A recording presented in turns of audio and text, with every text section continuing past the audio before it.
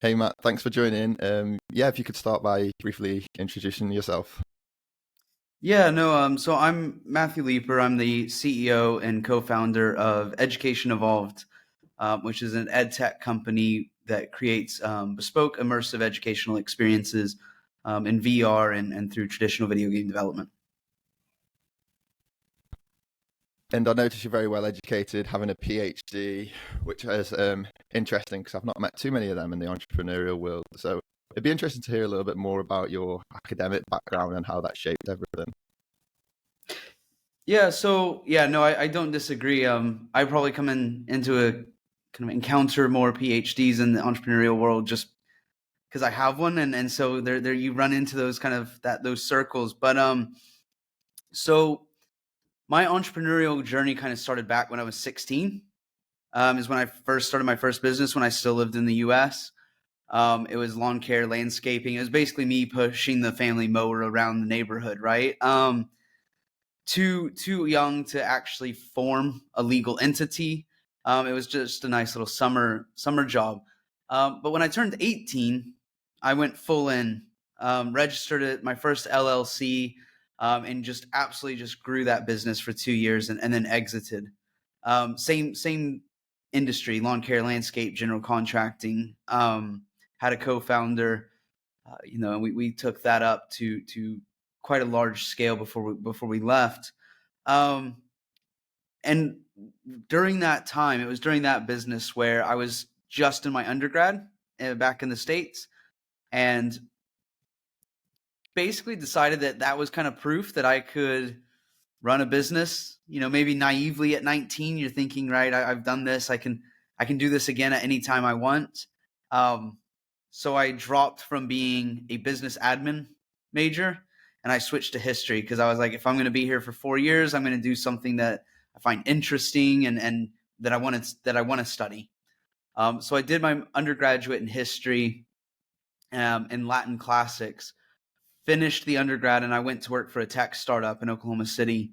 Worked my way up to international buyer for that e-retail company. Managed about a million, 2 million a day in revenue, and then burned out. Right, first job out of uni, 80, 90 hour weeks. It was kind of peak tech bro era, so they were catering in 3 meals a day and all the perks, but that really just tied you to the desk. So I left there, moved to France, as you do, and unwound for 6 months, and then hopped over to Scotland to do further education. I did a master's in Latin linguistics for a year, and then stayed on for a PhD in 12th century diplomatic history. Probably not your typical path into the tech world, but it gave me a really clear network and a really strong understanding of the higher education ecosystem in the UK, in the US, really bolstered that network. And so when I finished my PhD, I was kind of done with higher education. I didn't really want to continue on in the academic sphere, but I loved teaching and I loved the kind of engaging with researchers and engaging with the public with research, and helping students kind of learn in innovative ways. And that's really where Education Evolved came in. Is it was like, right, let's combine the entrepreneurial kind of background that I've got, the tech startup background that I've got, and my experience in higher education, and let's kind of mash it together and see what can happen. I find that really interesting because that's somewhat similar to my experience. Like I studied like the history of religion at university and philosophy. Um, Yes, it's good to see other people doing that, going down the less conventional routes. I think that's sometimes a good way of doing things because you actually enjoy what you're doing rather than you're doing it for something else. And then you find what you're passionate about and you create a business in it like you have done. Is there anything, what do you credit your entrepreneurship to? Like, do you think it's down to, do you think you're born an entrepreneur or do you think you were made one or? Yeah, I mean that's a good question. So my family has entrepreneurs on both sides. Even if one side probably wouldn't classify them as entrepreneurs, right? But they're ranching, farming, um, undertaking, right? So a bit kind of the necessities, right? Food and death. The other side of the family has run retail shops and service-based businesses and things like that. So I grew up around entrepreneurs. And growing up in Oklahoma, it just was just felt natural. It's just something you did, right? As a young kid, if you wanted to have a little bit of pocket money, you just went out and did something, shoveled snow in the winter, mowed yards in the summer, helped put up Christmas lights, right? When you're even younger, it's the lemonade stand and your neighbors take pity on you and buy a $1.50 lemonade from you, right? So it's very much kind of ingrained in that cultural sense. But as far as that whole idea of nature versus nurture and how does entrepreneurship happen, it's a debate that I never know really where I sit on. I kind of preach that I'm a believer of the Ratatouille methodology, but not cooking, but applied to entrepreneurship, right? Not everyone's going to be a great entrepreneur, but a great entrepreneur can come from anywhere. And I think that's kind of my takeaway anytime I'm talking to people who want to start a business, sharing my own journey. It's really hard to teach somebody to be an entrepreneur, but you never know where someone's going to have that skill set that's going to come in really handy for them to grow a business, regardless of what their goals are. Yeah, totally echo that. I think I've met speaking to a lot of entrepreneurs, you do see they come from all different backgrounds, like some like yourself who are around entrepreneurs, some who accidentally fall into it, and some who are born to be it. That's really, really interesting. And what was the pivotal point that made you start your business? So really it was COVID. So what happened is I finished my PhD. I was the last in-person Viva before lockdowns in my department. So that made my correction period take a really long time. The job market everywhere just kind of seized. But I knew that it was a really good opportunity. While it was a disaster and a lot of people struggled, it was very much reminiscent of the '08 financial crash in the U.S. And that was immense areas of opportunity. It was an upheaval, right? Innovation could start shining through. People were looking for new solutions, new advancements, right? So many of the companies we look at today as kind of mainstream, everybody knows them. '08 was that watershed moment for them where they were able to kind of break through. And I thought, right, let's take advantage of this. VR, AR, XR, all of this is coming to the top. I had studied abroad in my undergrad, and it had a profound impact on my education, right? Because I went into sales after I exited that company, and I had been in sales since I was about 16. And working in sales, you're commission based. The pay can be good, right? Let's just not even sugarcoat that. The pay can be good. And even though I was studying history and I was enjoying history, I was making enough that I was sitting there going, right, why am I in university, right? Just drop university, go take on even more hours, and the sales will, the income will just keep increasing. And so I decided to go to Rome to study abroad as kind of like my last hoorah, right, of university life before I went and worked full time. And it was on that trip, like I can actually go to Rome today and go to the exact spot that I was standing, but I'm walking through the streets of Rome with professors and experts, and we're talking about Roman history. And I turn the corner, and there's the Pantheon, like just standing right there in front of you. And for the first time, history wasn't in a textbook, right? History was staring me down in the face. It was real. It was contextualized. It was tangible. And from that moment on, for the rest of like that 2.5 week trip, I was obsessed. Everywhere we're going, I'm asking all these questions about the history, and came back and I quit my job and I dove deeper into my studies. And so COVID hits. I've got a good network of academics in the US. I've got a good network of academics in the UK. And I start thinking, right, what can I do? What can I do to figure out what is this? What opportunities now exist because of COVID? And a lot of U.S. institutions have to run study abroad programs for their accreditation requirements. It's one of the ways that they meet the requirements for accreditation.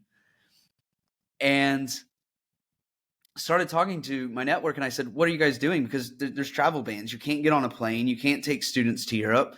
And they said, well, we're having Zoom lectures. And I was just like, oh, that's awful. That's just painful, right? 6 hours in a classroom a day listening to lectures on Zoom.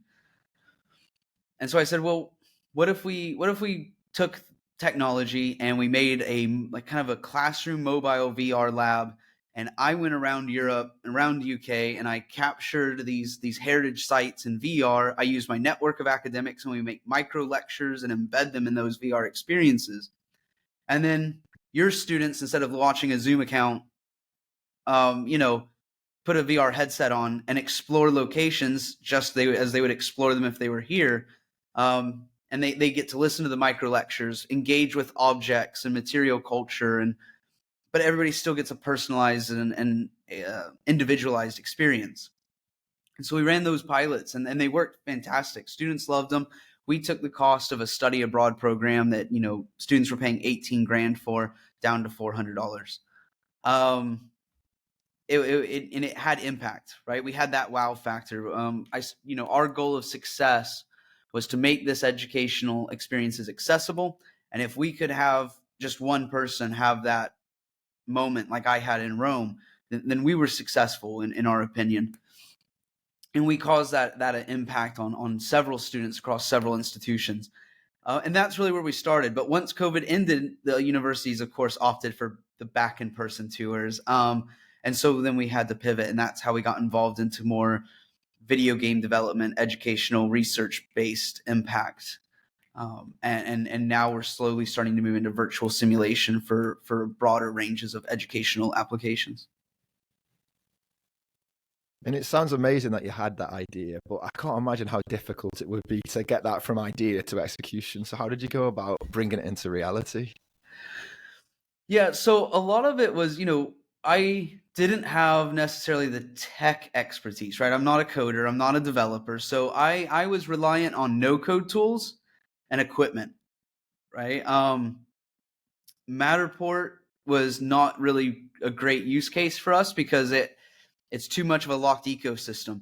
So we ended up using going with really kind of high-end spherical 360 cameras, but more than just the action cameras, and going to locations, capturing it, teaching myself videography, photogrammetry, right? All of these skills kind of on the fly. And then gratefully, lockdown made it where I had time. Like I had nowhere else to go. So it was like if you're sitting there for 15 hours a day learning photogrammetry, that you've got the time, you've got the space. And during all that, it was, trying to understand how to form a business in the UK, how to build a tech business versus kind of a service-based, very physical manual labor business that I had built initially, looking for mentors, looking for support, going through the visa process, getting startup visas to be able to stay in the country once I was done, to actually get this off the ground, and how to collect revenue and payments and become suppliers for institutions. Steep learning curve. Today I joke, right? When people go, what's your USP? It's like, right, I figured out how to sell to universities only and be profitable. And they laugh. That's and they impressive. Go, well, that's not a USP. And I'm like, no, you've never run an EdTech business. Yeah, that's hard. That is, that's quite an achievement. Yeah, so that was, so there was a steep learning curve, but it was just trial and error, and really honing in on that lean startup methodology of it's not going to be perfect, and that's okay. It's better to develop these experiences, roll them out quickly, get feedback from students, get feedback from program leaders, and then make the adjustments and make new versions. Right? That was really what we were focusing on. And initially it was tough going, but I found my co-founder was not there in the beginning. I actually met my co-founder. He was a funded intern through a program because he graduated from the University of Surrey in computer science, and his name's Samit Gurung, and he basically missed his sandwich year because of COVID.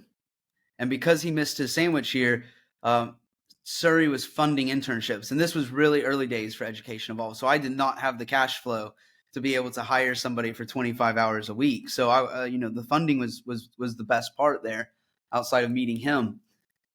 And we just worked well together. He brought a skill set that I did not have. He brought the technical aspects that I did not have, and that allowed us to really supercharge our offering and to start expanding services. And that's when we started selling to learn.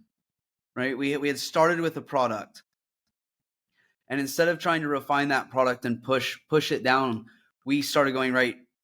Once lockdowns ended and that service started dwindling because institutions in the US were sending people back to Europe, we knew we had something, but we didn't know what that something was. And so we started working with academics back here in the UK, talking to them, understanding where our skill sets could be applied. And that's how we got into the research-based video game development. And now basically the pitch there is that we help increase REF outcomes through impact and outreach, right? So our goal is to increase that research excellent framework score for the academics that we partner with. And when we partner with them from the beginning of the journey. We help them write the grant applications. We help write work packages, brief sheets, letters of support, get the grant secured, go through the procurement process with them to allow us to basically be paid and deliver the project that we've envisioned with them from day one. We really like to be the non-expert experts that sit in the room of the entire project duration, and we've had really good success with that. Just yesterday, we applied with multiple academics into a funding round. We had four applications in, and we had 100% success rate. So we're getting good at the grant game, but it's still a tough game. And when you started you mentioned on hiring and working with an intern that became your co-founder. How was it in the early days? I can imagine it's quite a capital-intensive business, and it must be hard to, balance hiring, funding, all them sort of things. Yeah, absolutely. I mean, and it's a balance that we're still working on, right? It's a never-ending. You think, oh, I've got this figured out, and then you hit that next stage of revenue, and you're like, no, I don't. No, I don't. And we're entirely bootstrapped. We took no investment. Investment wasn't something that we've ever really been interested in seriously. We've explored it. We've been in accelerators looking at getting investment ready.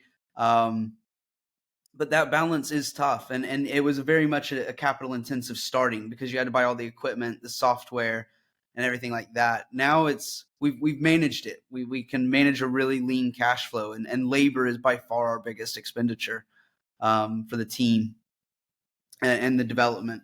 But yeah, it is something that we have to be very conscious of. When you start, a lot of the support networks talk about cash flow forecasts. My mom was a VP and an internal auditor for a bank in the US. And I kept telling her they talk so much about cash flow, and she was kind of skeptical about how much you really need to monitor cash flow. I'll be honest with you, it's probably the document I stare down the most in my kind of weekly viewpoint. And it's not looking at what the cash flow is this month; it's looking at what the cash flow is for the next 6 months, and understanding where the problem space might arise and where the unexpected expenditure, right? You get the developer who comes to you and goes, yeah, my internal hard drive is full. I need an external, right? And you're sitting there going, I'm not buying a small external. So 400 or 500 quid that needs to be dropped right now. And that's where it gets you sometimes. Or, really AI has been both a benefit and a benefit and a curse, because it's fantastic for the productivity side of some of the things we do. But, you never know when a new tool is going to drop that you're like, right, we should really explore this. And so, we've had to develop kind of a slush fund just for AI experimentation as new products, new services roll out, so we can see what's going to help us and what's just kind of noise in the background. And you mentioned earlier about you working in sales. How much do you credit sales to your current success, or what impact has sales had? Oh, yeah, 100%. I'm going to be a bit biased here because, I come from a sales background. I started sales. My first official sales role was when I was 16. And I have sold everything from $100 car radios to $100,000 cars, and kind of everything in between. So I'm a big sales guy. I will say that business development managers, business directors of business development, right? These are the people who really help you grow. Now, I do have to add a little asterisk there. Marketing is probably more important, and probably the most like founders don't get excited about marketing, right? Very rarely do they get excited about marketing, but it is something that all founders really need to do. But sales, I'm a big believer in learning through sales, right? Market validation, interviews, they can be helpful really early stage. But until you start asking for money, you don't really know how good of a product or a service you're actually building. It's easy for people to say yes when it's a figurative purchase. But once you actually start saying, right, I need you to pay me for this, that's where you start learning a lot. You learn what makes people tick. You learn what makes people say yes to your product or service. And you probably learn more in a 30-minute sales call than you will doing a business model canvas. And I know that I just probably upset a lot of MBAs. But it is the truth. I'm a firm believer in, at this point, you sell to learn. If we didn't start selling things, we wouldn't know where the market was. Totally agree. I always think the best form of market research is sales. Like, we can do all these business canvases and everything, but if you don't ask for money or anything, how are you really going to validate your product? That's the best way. So a lot of founders I see or speak to don't come from sales backgrounds, especially in the EdTech space, come from education backgrounds. So how can someone get good at sales and marketing? So marketing, marketing I can't say much on, because honestly, I don't think I'm a great marketer. But sales, sales especially, I find it interesting because the difference between sales in the US and the sales in the UK and in the EU are vastly different, right? The process, what people expect, how people respond, right? In the US, you can sell something and somebody will be like, this is amazing. And that's not actually a sign that they're going to buy, right? They'll tell you something's amazing. They'll think on it. It's really not a sign that they're going to buy. Whereas in the UK, if you can get somebody to say, oh, this is amazing, like you're probably ready to ask for the sale, right? Because they're just not that expressive when it comes to what they're looking at, or in a purchasing scenario. But, I think the key to getting good at sales is listening, understanding how to communicate the value proposition really quickly, and what is a push factor versus a pull factor, right? How do you pull them in, and then how do you push them over that line to take them from somebody who's interested or curious into somebody who's ready to start figuring out how they're going to budget in this service into what they're doing. And so it is, it's that discovery process. Really understanding their needs, finding out what they know they need, and finding out what they don't know they need. And being really transparent about what you do and how that fits into what they need. And then kind of providing those case studies, right? Find one really good case study. And, it's almost like breaking it down into a 6-step process of a story. And the first 4 steps are relaying that case study that relates to their problem. And then it's only in the last 2 steps of the story do you actually tell them what you're going to do, right? Because you want them to relate to the problem so much that they're basically putting themselves in the shoes of the person in your story, your case study. And then at the end of that, you say, and then we solved this problem by doing this. And this was the impact. And suddenly they've immersed themselves into that story. I mean, sales is storytelling, really. Marketing is storytelling, but it's a different kind of story, right? And this is why I think marketing and sales departments constantly butt heads. And once you scale up and you've got a marketing and a sales department, but it is that storytelling. It's understanding what people need, and being able to relate. You're not the only one out there with this problem, and This person had a similar problem. This is what they had done to try to fix that problem, and this is why none of that worked. And this was, kind of their breaking point. And then we came in, we arrived, we did this to alleviate that initial problem, and this was the outcome, right? If you can make that story, you can pretty much sell your product or service as long as it actually fills a need. But I think going back to your point on why selling is so important, you can find the problem and you can articulate a solution, but just because it's a problem doesn't mean somebody's willing to pay for it. Yeah, I think that's definitely a point, because we all have problems in life. It's about which problem we're actually going to pay for and get solved, because we can't solve every problem. And that's the same in personal life, business. How do you know if it's a big problem? How do you understand, try and put yourself in the client's position and understand what they're facing and what they're probably going to pay for? Yeah, so I think it's kind of mapping out the whole process, right? Like when you're starting to think about your product or your service, it's really about mapping out that value chain, right? Who are your suppliers? Who are your suppliers' suppliers? And if you're selling to somebody, are they the endpoint, or do they have customers that they're doing, right? And then try to find the most mission critical, right? Because the more central you are to running their project or their business, A, the more they're likely to pay you, but B, the stickier that customer is going to be, because if they switch services, if you're truly core to their business running, they won't switch, right? Because it might mean that they have to shut down for 2 or 3 days.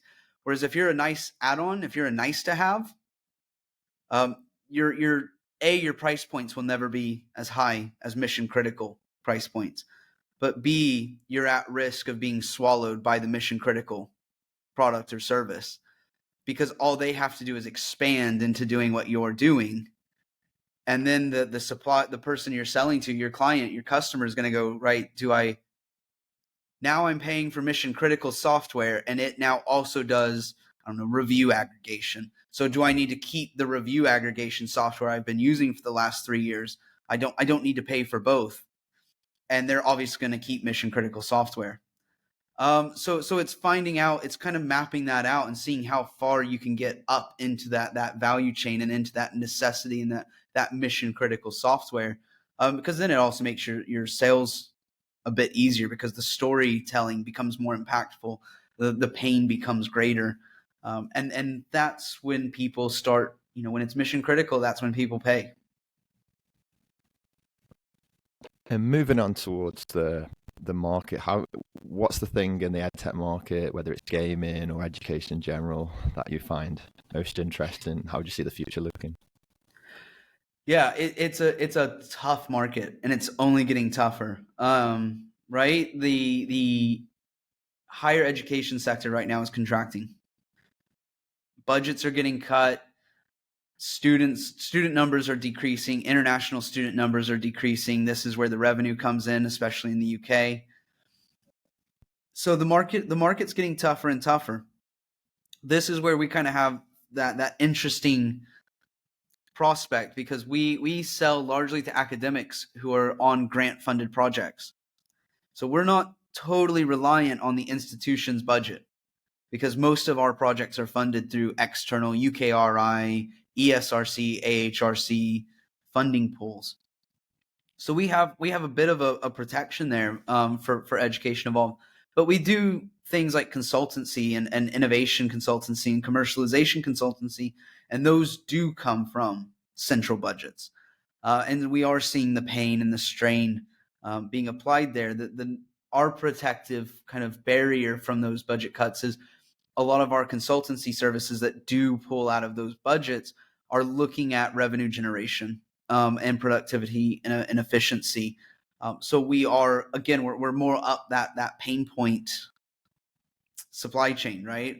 They need to learn how to increase their commercialization of their research, utilizing that IP to generate revenue, to try to help replace revenue lost through international student numbers. It's not a perfect scenario. It's certainly not something that resonates with all institutions, and we do run into pushback because institutions like to think they can do this themselves internally, right? They all have business schools. Why do they need a consultant to come in and tell them how to commercialize IP? So it's not a perfect offering, but it's done well for us. And outside of business and work, how do you like to learn? So we are actually currently still officed on a campus at the University of Glasgow. So it's fantastic because I'm constantly surrounded by potential customers and clients, right? And also when we're running projects, when we have academics here at this institution, which we work with institutions in all four nations of the UK now, but the partners that we have at the University of Glasgow, right? I can just grab 2 coffees and go up to their office and sit down and have a chat, which is just fantastic for relationship building. But as far as like learning, reading, right? Reading is obviously, I know every entrepreneur, every founder says, oh, I read 27 books this year. I don't read 27 books. I don't think I have time to read 27 books, but kudos to those who do. Podcasts. I for a very, very long time rejected podcasts. I think it was like just, I didn't understand the perceived value of podcasts. But for the last 8-9 months, I've found a couple podcasts that really have helped kind of push my own knowledge limits and barriers. And that's been really useful. So podcasts are a great thing because I can listen to them walking into work, walking home, going to meet clients, right? You can just pick it up and listen to it. So that's been really useful. And then also, because we're in that EdTech sector, being on the mailing lists for a lot of departments and just giving up a couple hours, like once a month, going to research seminars, listening to papers, listening to work in progress papers, talking to academics around their research, and just going and grabbing a coffee or having a 30-minute Zoom chat and discussing with them what they're working on and what they're learning. I was told by one of my undergraduate professors that, he felt like I was going to struggle with a PhD because it was 4 years focused on one topic. And I was a bit of a kind of an intellectually curious nomad. I liked to learn about this week and this over here next week. And I think, I didn't really struggle through the PhD. It was hard. Don't get me wrong. PhDs are always hard, but I didn't struggle, I think, in the way he thought I would. But now that I'm doing this, it's fantastic because on Monday I can have a talk with an engineer talking about computer vision, reading wavelengths to understand depth of water channels. And then on Tuesday, I'm working with, ethnic minoritized communities who are trying to reach net zero through traditional ecological knowledge. And then on Wednesday, we're digitizing a cathedral. And so I'm constantly everywhere, and that's a lovely perk of the job. Yeah, that's amazing. Especially the learning part where you get to learn all different things. I think that's common among entrepreneurs to love being curious about all different topics. So that's really interesting, and some you mentioned there. Yeah, so it's been great to have you on, and I just want to say thanks for joining us on the show. No, thank you for having me. It's been great to chat. Brilliant.